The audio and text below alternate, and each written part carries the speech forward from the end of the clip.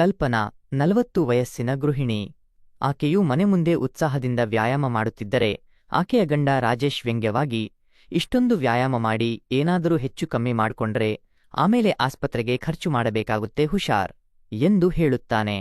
ರಾಜೇಶನ ಈ ಅನುಕಂಪರಹಿತ ಮಾತುಗಳಿಗೆ ಕಲ್ಪನಾಳಿಗೆ ತೀವ್ರ ಬೇಸರವಾಗುತ್ತದೆ.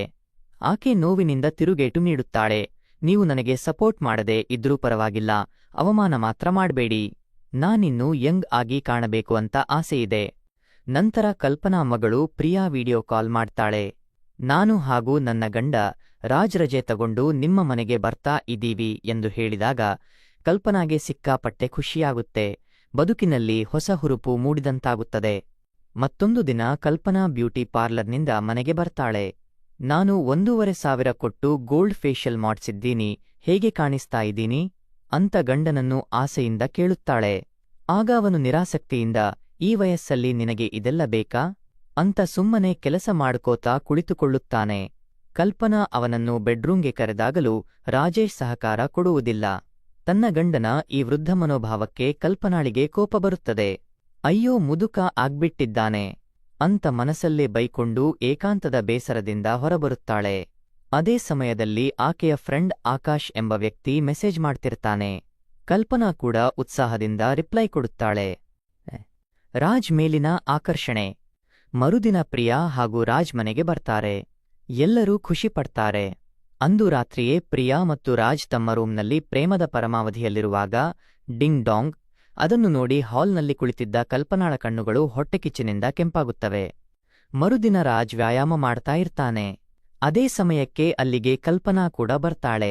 ರಾಜ್, ನನಗೂ ಕೂಡ ಕಂಪನಿ ಸಿಕ್ತು, ಬನ್ನಿ ಅತ್ತೆ, ನಾನು ನಿಮಗೆ ಕೆಲವು ವ್ಯಾಯಾಮಗಳನ್ನ ಹೇಳಿಕೊಡ್ತೀನಿ ಅಂತ ಆಕೆಗೆ ಆತ್ಮೀಯವಾಗಿ ವ್ಯಾಯಾಮ ಮಾಡಿಸ್ತಿರ್ತಾನೆ.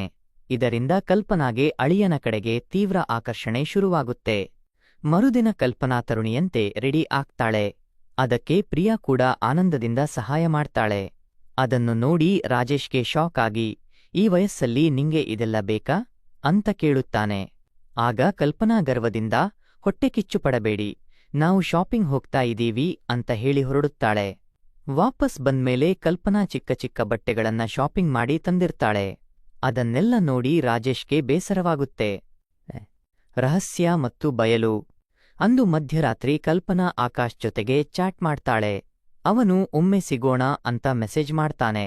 ತನ್ನ ನಿಜವಾದ ವಯಸ್ಸು ಗೊತ್ತಾಗಿಬಿಡುತ್ತೋ ಎಂಬ ಭಯದಿಂದ ಕಲ್ಪನಾ, ಅಯ್ಯೋ ಸಿಗೋದಕ್ಕೆಲ್ಲ ಆಗಲ್ಲ, ಬೇಕಾದ್ರೆ ಫೋನ್ ಮಾಡ್ತೀನಿ ಅಂತ ಕರೆ ಮಾಡ್ಕೊಂಡು ಮಾತಾಡ್ತಾ ಹೊರಗಡೆ ಬರ್ತಾಳೆ. ಆದರೆ ಅಲ್ಲಿ ನೋಡಿದ್ರೆ ಹಾಲ್ನಲ್ಲಿ ರಾಜ್ ಕೂತ್ಕೊಂಡು ಕಲ್ಪನಾ ನಂಬರ್ಗೆ ಕರೆ ಮಾಡ್ತಿರ್ತಾನೆ. ಅವನೇ ಆಕಾಶ್ ಎಂಬ ಫೇಕ್ ಪ್ರೊಫೈಲ್ ಕ್ರಿಯೇಟ್ ಮಾಡಿ ಚಾಟ್ ಮಾಡುತ್ತಿದ್ದ. ಇದನ್ನು ನೋಡಿದ ಕಲ್ಪನಾಗೆ ದೊಡ್ಡ ಶಾಕ್ ಆಗಿಬಿಡುತ್ತೆ.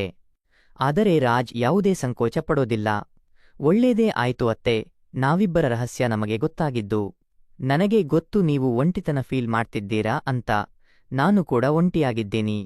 ಈಗ ನಾವಿಬ್ಬರು ನಮ್ಮ ಆಸೆಗಳನ್ನ ಪೂರೈಕೆ ಮಾಡಿಕೊಳ್ಳೋಣ ಅಂತ ಕಲ್ಪನಾ ಮೇಲೆ ರಾಜ್ ಕೈಯಾಡಿಸುತ್ತಾನೆ. ಕಲ್ಪನಾಳಿಗೆ ಸಂಕೋಚವಾಗುತ್ತಾ ಇರುತ್ತೆ, ಮಾತು ಸಹ ಬರೋದಿಲ್ಲ. ಅಳಿಯ ಆ ರೀತಿಯೆಲ್ಲ ಮಾಡುತ್ತಿದ್ದರೆ ಮಾತು ಹೇಗೆ ಬರಲು ಸಾಧ್ಯ? ನಂತರ ಆಕೆನ ಬೇರೆ ಬೆಡ್ರೂಂಗೆ ಕರೆದುಕೊಂಡು ಹೋಗಿ ಇಬ್ಬರೂ ಮುದ್ದಾಡುತ್ತಾ ಸ್ವರ್ಗ ಸುಖ ಕಾಣ್ತಾರೆ. ಬೆಳಗ್ಗೆ ತಿಂಡಿ ಮಾಡುವಾಗ ಕೂಡ ಟೇಬಲ್ ಕೆಳಗಡೆ ಕಲ್ಪನಾ ಮತ್ತೆ ರಾಜ್ ಕಾಲನ್ನ ಸವರ್ತಾ ಇರ್ತಾರೆ. ನಂತರ ರಾಜೇಶ್ ಮಲಗಿದ ಮೇಲೆ ಕಲ್ಪನಾ ರಾಜ್ನ ರೂಂಗೆ ಬರ್ತಾಳೆ. ತನ್ನ ನೈಟಿಯನ್ನು ತೆಗೆದಾಗ ಅಲ್ಲಿ ಆ ಶಾರ್ಟ್ ಡ್ರೆಸ್ ಅನ್ನ ಕಲ್ಪನಾ ಹಾಕೊಂಡಿರ್ತಾಳೆ. ನಂತರ ಇಬ್ಬರೂ ಎಂದಿನಂತೆ ಸ್ವರ್ಗ ಸುಖ ಕಂಡುಕೊಂಡು ಅಲ್ಲಿ ಮಲಗಿರುತ್ತಾರೆ. ಎಲ್ಲಾ ಮುಗಿದ ಮೇಲೆ ರಾಜ್, ಇನ್ನು ಎಷ್ಟು ದಿನ ಇಲ್ಲಿ ಇರೋದು? ನನ್ನ ರಜೆಯೆಲ್ಲ ಮುಗಿದಿದೆ, ನಾನು ನಮ್ಮೂರಿಗೆ ಹೋಗಲೇಬೇಕು ಅಂತ ಹೇಳುತ್ತಾನೆ. ಕಲ್ಪನಾ ಬೇಡಿಕೆಯಿಂದ, ಇಲ್ಲೇ ಉಳ್ಕೊಳ್ಳಿ ಪ್ಲೀಸ್ ಅಂತ ಕೇಳಿಕೊಳ್ಳುತ್ತಾಳೆ. ಆಗ ರಾಜ್, ಯೋಚಿಸಬೇಡ, ನಾವಿಬ್ಬರು ನಮ್ಮ ಸಂಬಂಧನ ಮುಂದುವರಿಸೋಣ, ನಾನು ಆಗಾಗ ಬರ್ತಾ ಇರ್ತೀನಿ ಅಂತ ಹೇಳುತ್ತಾನೆ. ಕೊಲೆ ಮತ್ತು ಆಘಾತ. ಮರುದಿನ ಬೆಳಿಗ್ಗೆ ಪ್ರಿಯಾ ಹಾಗೂ ರಾಜ್ ಅಲ್ಲಿಂದ ಹೊರಟು ಹೋಗ್ತಾರೆ. ಕಲ್ಪನಾ ದುಃಖದಲ್ಲಿ ಅವರನ್ನು ಕಳಿಸಿಕೊಡುತ್ತಾಳೆ. ಅಂದು ರಾತ್ರಿ ರಾಜೇಶ್ ಮಗಳು ಅಳಿಯ ತಲುಪಿದ್ದಾರೆ ಅಂತ ಹೇಳುತ್ತಾನೆ. ಅದನ್ನು ಕೇಳಿ ಕಲ್ಪನಾಗೆ ಶಾಕ್ ಆಗುತ್ತೆ. ಹೌದಾ, ನನಗೆ ತಿಳಿಸೇ ಇಲ್ವಲ್ಲ ಅಂತ ಕೋಪ ಮಾಡ್ಕೊಳ್ತಾಳೆ. ನಂತರ ಕಲ್ಪನಾ ರಾಜ್ಗೆ ಮೆಸೇಜ್ ಮಾಡ್ತಾಳೆ. ಆಗ ರಾಜ್, ನಂಗೆ ತುಂಬಾ ಸುಸ್ತಾಗಿದೆ, ನಾಳೆ ಮಾತಾಡ್ತೀನಿ ಅಂತ ರಿಪ್ಲೈ ಕೊಡ್ತಾನೆ. ಇದರಿಂದ ಕಲ್ಪನಾಗೆ ಸಿಕ್ಕಾಪಟ್ಟೆ ಬೇಜಾರಾಗುತ್ತೆ.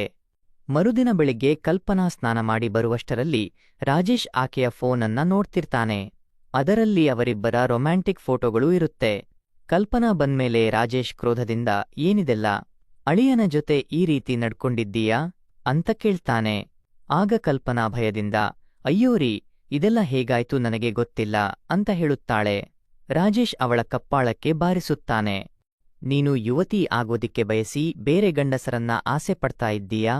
ಅದು ಬೇರೆ ಯಾರೂ ಅಲ್ಲ, ನಮ್ಮ ಅಳಿಯನನ್ನ, ನಿನ್ನ ಸ್ವಂತ ಮಗಳ ಗಂಡನನ್ನ. ನಾನು ಯಾರನ್ನ ಮಗ ಅಂದುಕೊಂಡಿದ್ದೀನೋ, ನೀನು ಅವನ ಜೊತೆ ಇಂಥ ಕೆಲಸ ಮಾಡಿದ್ದೀಯಾ? ನಾನು ಈಗಲೇ ಎಲ್ಲಾ ವಿಷಯನ ಪ್ರಿಯಾಗ್ ಹೇಳ್ತೀನಿ. ಯಾಕಂದ್ರೆ ರಾಜ್ ನಿನ್ನ ಜೊತೆ ಹೀಗೆ ನಡ್ಕೊಂಡಿದ್ದಾನೆ ಅಂತಂದ್ರೆ ಇನ್ನು ಅವನಿಗೆ ಎಷ್ಟೆಲ್ಲಾ ಅಫೇರ್ಗಳು ಇರಬಹುದು ಎಂದು ಹೇಳಿ ಹೋಗುವಾಗ ಅವನನ್ನು ಕಲ್ಪನಾ ತಡೆಯೋದಕ್ಕೆ ಪ್ರಯತ್ನ ಮಾಡ್ತಾಳೆ. ಆಗ ಆಕೆನ ತಳ್ಳಿ ರಾಜೇಶ್ ಹೊರಡುವಾಗ ಫ್ಲವರ್ ವಾಸ್ನಿಂದ ಹೊಡೆದು ಬಿಡ್ತಾಳೆ. ಅವನ ಪ್ರಾಣ ಅಲ್ಲೇ ಹೊರಟು ಹೋಗ್ಬಿಡುತ್ತೆ. ಹೊಸ ವಿಜಯ ಮತ್ತು ಪತನ. ಮರುದಿನ ರಾಜೇಶನ ಫೋಟೋ ಮುಂದೆ ಬಿಳಿ ಸೀರೆ ಉಟ್ಕೊಂಡು ಕಲ್ಪನಾ ನಿಂತಿರ್ತಾಳೆ. ಮನೆಗೆ ಬಂದವರಿಗೆಲ್ಲ ಅವನು ಮಹಡಿ ಮನೆಯಿಂದ ಬಿದ್ದು ತಲೆಪೆಟ್ಟಾಗಿ ಸತ್ತು ಹೋದ ಅಂತ ಸುಳ್ಳು ಕಥೆ ಕಟ್ಟಿರುತ್ತಾಳೆ. ಆಗ ರಾಜ್ ಬಂದು, ನಾವು ನಿಮ್ಮನ್ನ ಒಂಟಿಯಾಗಿ ಬಿಡೋದಿಲ್ಲ, ನಾವು ನಿಮ್ಮ ಜೊತೆನೇ ಇರ್ತೀವಿ ಅಂತ ಕಲ್ಪನಾಳ ಕೈ ಮುಟ್ಟುತ್ತಾನೆ. ಕಲ್ಪನಾ ಆಸೆಯಿಂದ ರಾಜ್ ನನ್ನನ್ನ ನೋಡುತ್ತಾಳೆ. ನಂತರ ರಾಜ್ ಮಹಡಿ ಮೇಲೆ ನಿಂತು ಧೂಮಪಾನ ಮಾಡುತ್ತಿರುತ್ತಾನೆ. ಹಿಂದಿನಿಂದ ಬಂದ ಕಲ್ಪನಾ ಅವನನ್ನ ತಬ್ಬಿಕೊಳ್ಳುತ್ತಾಳೆ, ರೊಮ್ಯಾಂಟಿಕ್ ಮಾತುಗಳನ್ನ ಆಡೋದಕ್ಕೆ ಬಯಸುತ್ತಾಳೆ. ಆಗ ರಾಜ್ಗೆ ಶಾಕ್ ಆಗುತ್ತೆ. ಇಂತಹ ಸಿಚುವೇಶನ್ನಲ್ಲಿ ಕೂಡ ಹೀಗೆ ನಡ್ಕೊಳ್ಳೋದಕ್ಕೆ ಹೇಗೆ ಸಾಧ್ಯ ಅಂತ ಕೇಳುತ್ತಾನೆ. ಆಗ ಕಲ್ಪನಾ ಭಯಾನಕವಾಗಿ ನಗುತ್ತಾಳೆ. ಇದನ್ನ ಸಿಚುವೇಶನ್ ಮಾಡಿದ್ದೆ ನಾನು. ನಮ್ಮಿಬ್ಬರ ವಿಷಯ ನನ್ನ ಗಂಡನಿಗೆ ಗೊತ್ತಾಗ್ಬಿಟ್ಟಿತ್ತು. ಅವನು ಮಗಳಿಗೆ ಹೇಳ್ಬಿಡ್ತೀನಿ ಅಂತ ಹೆದರಿಸಿದ. ಅದಕ್ಕೆ ನಾನು ಅವನನ್ನ ಮುಗಿಸಿಬಿಟ್ಟೆ. ಈಗ ನೋಡು, ನೀವಿಬ್ಬರೂ ಇಲ್ಲೇ ಇರ್ತೀರಾ. ಒಂದೇ ಏಟಲ್ಲಿ 2 ಹೊಡೆದಿದ್ದೀನಿ ಎಂದು ಹೇಳಿ ನಗುತ್ತಾಳೆ. ಇದರಿಂದ ಮಾತ್ರ ರಾಜ್ಗೆ ದೊಡ್ಡ ಶಾಕ್ ಆಗ್ಬಿಡುತ್ತೆ. ಅಂದು ರಾತ್ರಿ ಊಟ ಮಾಡುವಾಗ ಬಿಳಿ ಸೀರೆಯನ್ನು ತೆಗೆದು ಕಲರ್ ಸೀರೆನಲ್ಲಿ ಕಲ್ಪನಾ ಬರ್ತಾಳೆ. ಅವಳನ್ನು ನೋಡಿ ಪ್ರಿಯಾ ಶಾಕ್ ಆಗ್ತಾಳೆ. ಕಲ್ಪನಾ, ನಿನ್ನ ತಂದೆಗೂ ಕೂಡ ನಾನು ಬಿಳಿ ಸೀರೆ ಉಟ್ಟಿಕೊಂಡು ದುಃಖಪಡುವುದು ಇಷ್ಟ ಇರಲಿಲ್ಲ, ಅದಕ್ಕಾಗಿ ನಾನು ಈ ತರ ಬದಲಾಗಿದ್ದೀನಿ ಅಂತ ಮಗಳಿಗೆ ಹೇಳಿ ಯಾಮಾರಿಸುತ್ತಾಳೆ. ಅಂದು ಮಧ್ಯರಾತ್ರಿ ರಾಜ್ಗೆ ಕರೆ ಮಾಡಿ ತನ್ನ ರೂಮ್ಗೆ ಕಲ್ಪನಾ ಕರೆಸಿಕೊಳ್ಳುತ್ತಾಳೆ. ನಾನು ನಿನಗೋಸ್ಕರ ಕಾಯ್ತಿದ್ದೀನಿ ಅಂತ ಬೆಡ್ಗೆ ಕರೀತಾಳೆ. ಆಗ ರಾಜ್, ನೀನು ಇಂಥ ಸಿಚುವೇಶನ್ನಲ್ಲಿ ಕೂಡ ಸ್ವಲ್ಪ ನಿಧಾನವಾಗಿ ಯೋಚಿಸಬೇಕಾಗುತ್ತೆ, ತಪ್ಪು ಮಾಡಬಾರದು. ಪ್ರಿಯಾ ಕೂಡ ಮಲ್ಕೊಂಡಿದ್ದಾಳೆ ಅಂತ ಅಲ್ಲಿಂದ ಎದ್ದು ಹೋಗ್ಬಿಡ್ತಾನೆ. ಇದರಿಂದ ಕಲ್ಪನಾ ತೀವ್ರ ಬೇಸರವಾಗುತ್ತೆ.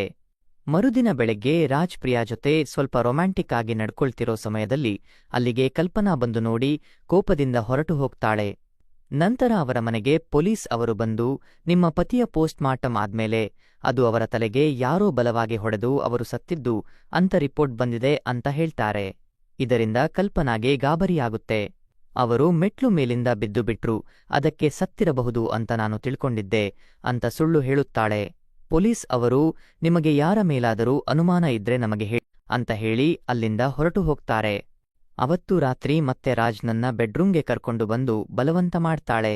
ಆಗ ರಾಜ್, ಪೊಲೀಸ್ ಅವರು ಕೂಡ ತನಿಖೆ ಶುರು ಮಾಡಿದ್ದಾರೆ.